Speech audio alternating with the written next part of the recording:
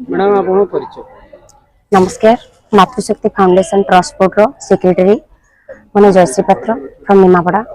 आज जो कार्यक्रम रही कौन पे रही मुख्यतः कौन रही यार उद्देश्य कौन रही? यार उद्देश्य मुख्य रही नारी शक्तिर जागरण सृष्टि करवा। आज के डेट रे नारी जो अवहेलित होउछंती रास्ता घाट रे जिबा बेले जे कोनसे माँ बा भूमि हो जते जाउछंती आज समाज जो भली अशृंखलित विशृंखलित चली तो प्रत्येक जगह आपण देखिबे निशा खाई व्यक्ति करुछंती तो से जगह जो माँ जाउची से माने एते निशा करै कि अछंती जे से जानि पारु नांती जे हमर से माँ की भौणी कि हम परिवार तो कहीं गोटे हेतिबो तो से जगह से माने ताको जो भली व्यवहार करछंती ता सहित रहला आपण देखुथिबे आज के डेट रे मार्केट रे नारी निर्यातन रो परिमाण बहुत मात्रा रे बढ़ी चलची। गण दुष्कर्म प्रत्येक दिन आम न्यूज रे देखुचो टीवी रे देखुचो मीडिया वाला शुणुचो तो से सब कार्यक्रम केमिति बंद करवा समाज रे केमिति नारी को सुरक्षा दिया जिवो नारी रो अधिकार केमिति से साब्यस्त करिवो। आपण जो टिके पूर्व हम सभापति को पचारथिले जे आमे जदि जने नारी को असम्मान करा जाउची बा से असुविधा रे पडिची तो सेठी हम कोन कर परिबो तो सेठी आमे आईन रो सहाय्य आम संगठन माध्यम रे नबो तो से जगह रे आईन को केते सपोर्ट करबो तो सेठी आमे आईन रो आश्रय नबो आईन पाखरे हमर आमे हक मागिबो जे आम नारी मानक केमती सुरक्षा दिया जाऊ काली आम जने माँ को जमती बाटर रास्ता घाट रे कौन व्यक्ति असम्मान न करो ता सहित आम रहा किसी अनाथ पिला जो मैंने कि आज भल पाठ पढ़ुंट कि पाखरे माने आर्थिक संबल ना तो से जगह आम तो सब दे पारबनी किंतु आम संगठन तरफ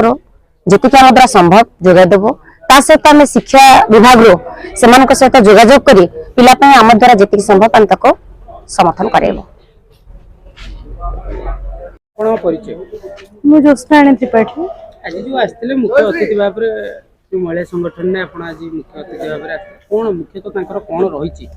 कार्यक्रम कौन रही आगे से संपर्क टे शुणु मुख्य अतिथि ने मुझे पूर्व भी कही सारी ये जो मातृशक्ति संगठन टी तैयारी कराई मुझे परिवार गोटे सदस्य होती आसी मत कौन उपाधि देने से मुझे चाहिए मु 5 जन सहित मिसिकी मो माँ मान सहित मो भौणी मान सहित आटाच होगी संस्था को आगक नापी चाहूँगी आर आमर मुख्य लक्ष्य हूँ जे असहायर साथी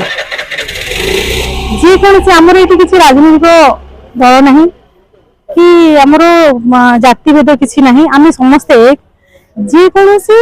जी जो समय होना कहीं जी असुविधा थे आमर कर्तव्य आम पाखे पहुँचवा तेणुक आम पहुँचवा आमर सक्षम जी अच्छी आम साहाय्य करवा। मुख्यतः मैडम जदि आम कहवा आजिका जो समाज रही सिचुएशन रही नारी मैंने सब अवहेलित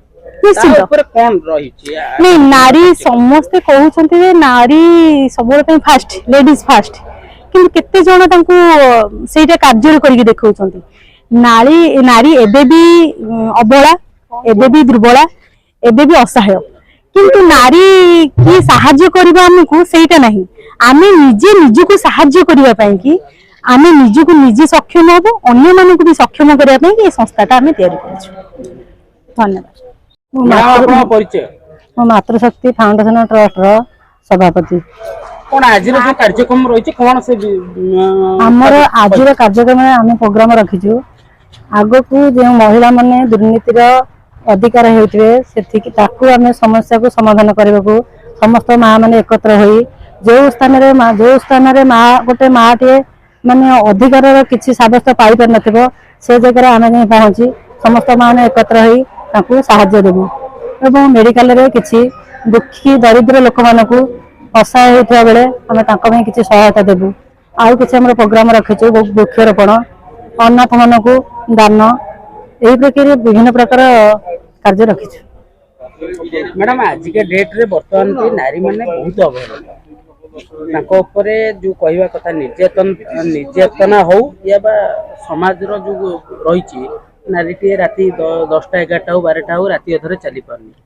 ता ऊपर कोन आपण नारी समस्त कहउछंती नारी स्वाधीन किंतु नारी स्वाधीन नहंती राति 12टा घर बाहर ले भी गोटे नारी घर बाहर के जाई पारनंती काहे स्वाधीनता हेले भी से स्वाधीनता पाई पार नहंती जेते चेष्टा कले आगु जाको किंतु से केबे भी जाई पार नहंती एथिପାଇଁ आम समस्ते प्रत्येक नारीर पछरे स्वामी मान अछंती सेमाने जे तांको सहयोग देबे तांको सहाय्य करिवे ताले नारीटी आगु पाद बढ़े जाई परिबे एथिପାଇଁ मो एतिके मैडम एटी निहाती भाबरे आमे यदि कहबा ताले एटी स्वामींकर कथा उठोनी जेतो आपण गोटे संगठन में दायित्व रहिछ निहाती भाबरे जेतोले नारीटी अवहेलित होचे आपण को हिसाब रे आपण ताको सहाय्य सहयोग हाथ बढ़ाइबे आमे जते ए महिला संगठन जो करिछु आमे संगठन रे जो उपस्थित मां माने अछो गोटे नारीटी यदि को असुविधा पड़िथिबो प्रत्येक मां मान को एकत्र कर डाकी सिटी एकत्रित होई से मां को आमे सहाय्य देबु। धन्यवाद।